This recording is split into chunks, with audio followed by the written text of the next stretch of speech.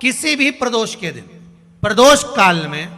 एक बार लगा दे, उसके बाद में अपनी कामना कर कर बेलपत्री एक छोटा सा उपाय अवश्य करिएगा। अगर बच्चे कोई एग्जाम में बैठ रहे हैं या कंपटीशन एग्जाम है या नौकरी के लिए अप्लाई कर रहे हो, मान लो 4-6 महीने से बैठे हो, 8 महीने से बैठे हो, सर्विस नहीं है, नौकरी नहीं है, तो एक छोटा सा उपाय अवश्य करिएगा शिव महापुराण का। महाराज बेलपत्री के पेड़ के नीचे विराजमान होकर, बेलपत्री के पेड़ के नीचे जिसको नौकरी के लिए या एग्जाम में बैठ रहा है वो जल चढ़ाए, बेलपत्री के पेड़ के नीचे थोड़ा सा दूध चढ़ाए, फिर जल चढ़ाए और अपने राइट भाग में घी का दिया और अपने लेफ्ट भाग में तेल का दिया। किसी भी प्रदोष के दिन, प्रदोष काल में एक बार लगा दे, उसके बाद में अपनी कामना कर कर बेलपत्री के पेड़ के नीचे धोख लगाकर प्रणाम कर कर आ जाए और चले जाए इंटरव्यू के लिए, बाबा उत्तीर्ण करा ही देगा, नौकरी दिलाए। जिस दिन रविवार की प्रदोष पड़े उस दिन एक लाल वस्त्र में पीली सरसों रखकर और उसके अंतर्गत कुछ भी एक, या तो बमूल का कांटा ना मिले तो गुलाब का कांटा ही उसके अंतर्गत रख लीजिए। और मान लो कोई काम ऐसा है कि उसमें पैसा तुम्हारा आ ही नहीं रहा, बहुत घाटे पर घाटा जा रहा है, नुकसान बहुत हो रहा है और कोई काम हो ही नहीं रहा, तो महाराज जिस दिन रविवार की प्रदोष पड़े उस दिन एक लाल वस्त्र में पीली सरसों रखकर और उसके अंतर्गत कुछ भी एक, या तो बमूल का कांटा ना मिले तो गुलाब का कांटा ही उसके अंतर्गत रख लीजिए और उसको शिव मंदिर का स्मरण कराकर शंकर भगवान का नाम लेकर रू भैरव, कौन सा भैरव है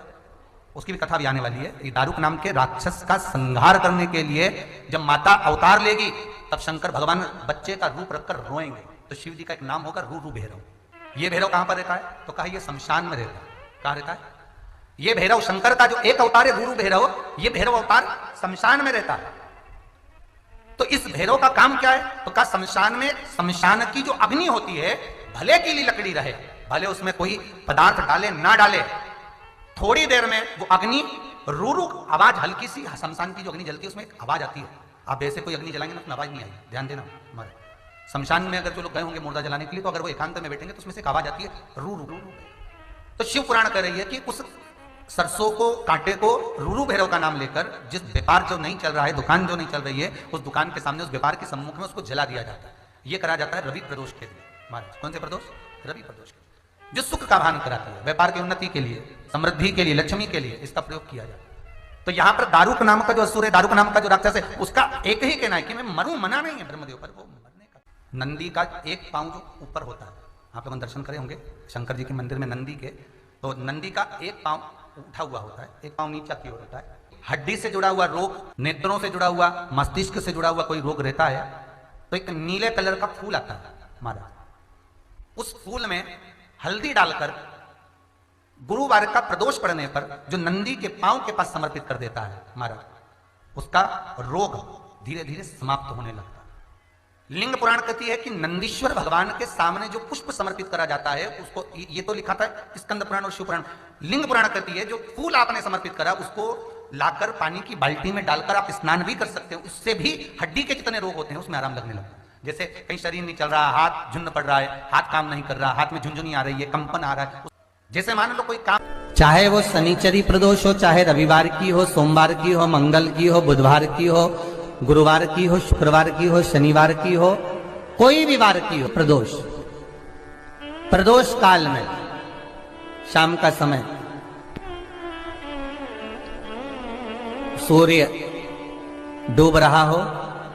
बस डूबा ही हो, और उस समय पर केवल 3 दिन ऐसे रहेंगे, 3 बार ऐसे रहेंगे, 3 तिथियां ऐसी रहेंगी,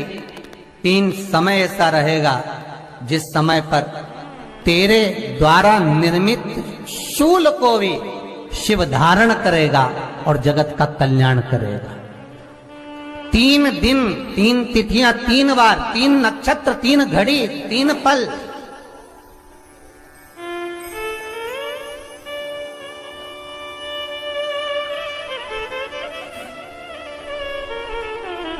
जिसमें बाबा शूल भी धारण करते हैं, और शूल अकेले धारण नहीं करते महाराज, जो धतूरा होता है ना, दर्शन करें धतूरे के, कांटे कांटे सा होता है धतूरा, तो वो धतूरे के साथ में बाबा शूल धारण करते हैं, बेलपत्री के शूल को। ये बहुत बहुत आनंदमय कथा है महाराज जी, जिसके जीवन में हमेशा कांटे ही मिले हैं। बेटी बड़ी हुई तो घर में मायके में दुख देखा, और मायके से गई ससुराल में तो ससुराल में दुख देखा। ससुराल में भी दुख देखने के बाद में भी पति को बहुत कुछ काम खुलवाया, बहुत धंधे खुलवाए, नौकरी लगवाई, पर वो पति बार बार छोड़ कर आ गया, बार बार तकलीफ भोग रहा है, बार बार कष्ट भोग रहा है। फिर थोड़े दिन काम करता है, थोड़े दिन छूट जाता है, फिर व्यापार में बढ़ता है, फिर छूट जाता है, फिर कोई दुकान खुलवाई, थोड़े दिन अच्छी चली, फिर वापस वहीं घर पर आकर बैठ गया। अर्थात उसके जीवन में वो शूलता चल रही है। तो बाबा देवाधिदेव महादेव कहते हैं, ये 3 घड़ी, 3 पल, 3 नक्षत्र, 3 समय, 3 दिन में जो शूल मुझे समर्पित करता है, उसके जीवन से मैं शूल हटा देता हूं। वो 3 दिन लिखे स्कंद पुराण।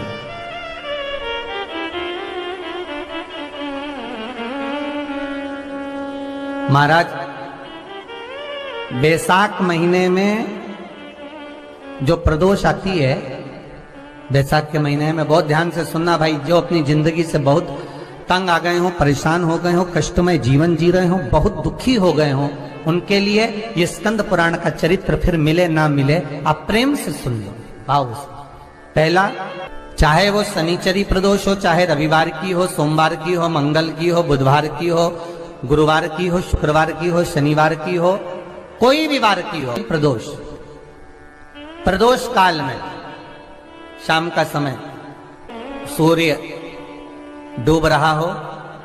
बस डूबा ही हो, और उस समय पर सूर्य के डूबन के तुरंत बाद बाबा को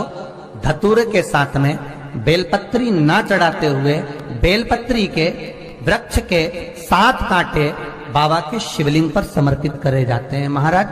अपनी जिंदगी में अड़चनों को हटाने के लिए। फिर आप जिस व्यापार में उतरे, जिस व्यवसाय में उतरे, जिस नौकरी में उतरे, आप दिल से करें, आपको तरक्की मिलेगी। आप हार नहीं सकते, नीचे नहीं आ सकते, उन्नति पर ही चढ़ेंगे। एक वैशाख मास की प्रदोष, दूसरा शिवरात्रि के दिन मध्याह्न का समय। महाराज, जो बड़ी शिवरात्रि होती है माघ की, बड़ी शिवरात्रि के अंतर्गत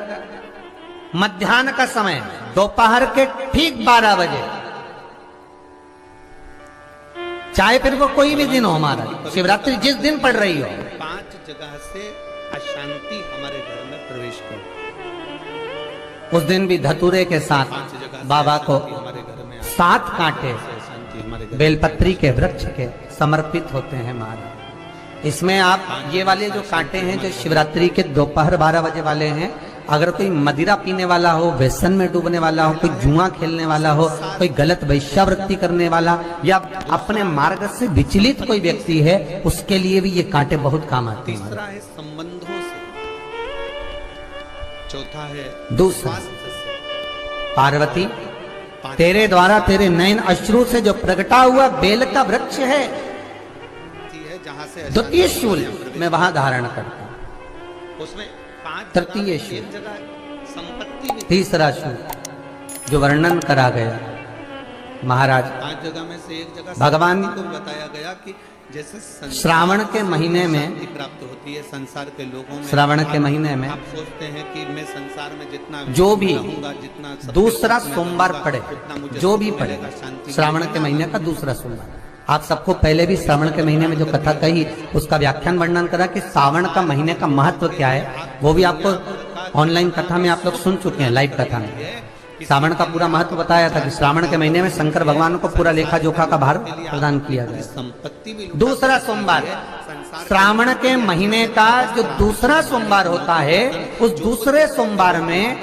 रात्रि के समय पर, संसार के लोग कहे अर्थात शास्त्र अब घड़ी और पल का स्मरण करेंगे तो रात्रि के बजेंगे 10 से 12 बजे मारे, 10 से 12 के बीच में उनको दे दिया, धतूरे के साथ बाबा को शूल समर्पित होता है महाराज।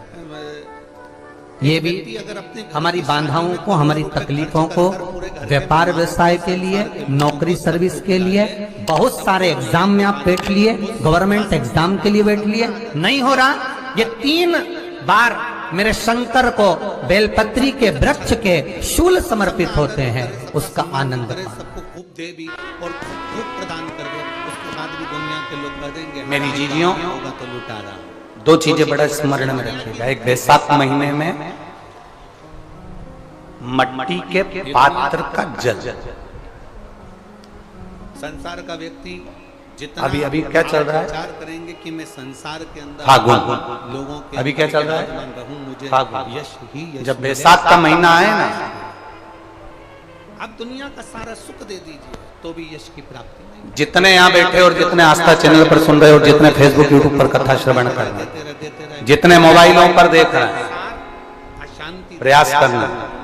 संपत्ति बैसाख के महीने में मिट्टी के पात्र में जो रात्रि भर जल रखा हो, मिट्टी के पात्र में अगर आपके पास में घड़ा हो, हंडा हो, नी हो, तो दिया हो, दीपक हो, कुल्लड़ हो, कोई भी तुम्हारे पास में जो मिट्टी का पात्र, उसमें जल भरना। वो जल बैसाख के महीने की किसी भी सोमवार के दिन, किसी भी सोमवार के दिन, बैसाख महीने या किसी प्रदोष के दिन या बैसाख महीने के शिवरात्रि के दिन, बहुत कुछ है। वो मिट्टी के पात्र का जल अपने घर के प्रत्येक व्यक्ति का स्पर्श कराकर उस मिट्टी के पात्र के जल को तांबे के पात्र में डाल लीजिए और घर के प्रत्येक व्यक्ति का स्पर्श करा लीजिए और शंकर भगवान पर कुंदकेश्वर महादेव के नाम से समर्पित करिए। कितना सुंदर कहा गया शिव महापुराण में, कुंदकेश्वर महादेव। कितनी सुंदर बात कही गई कि शिव महापुराण कभी था, कई लोग जीवन कहते में हैं, जी आपकी कथा पीछे हो, पलट कर देखने की जरूरत नहीं पड़ेगी, आप उन्नति की सीढ़ी की ओर बढ़ते चले जाओगे। बैसाख महीने में मट्टी के पात्र का जल भगवान शंकर को समर्पित होना चाहिए, उसका सुख हमारे जीवन को एक आनंद फल प्रदान। जैसे कहते हैं ना, कोई अच्छा मिले अगर कोई ना मिले, किसी चिकित्सक से धन मिलने से कोई भाग्यशाली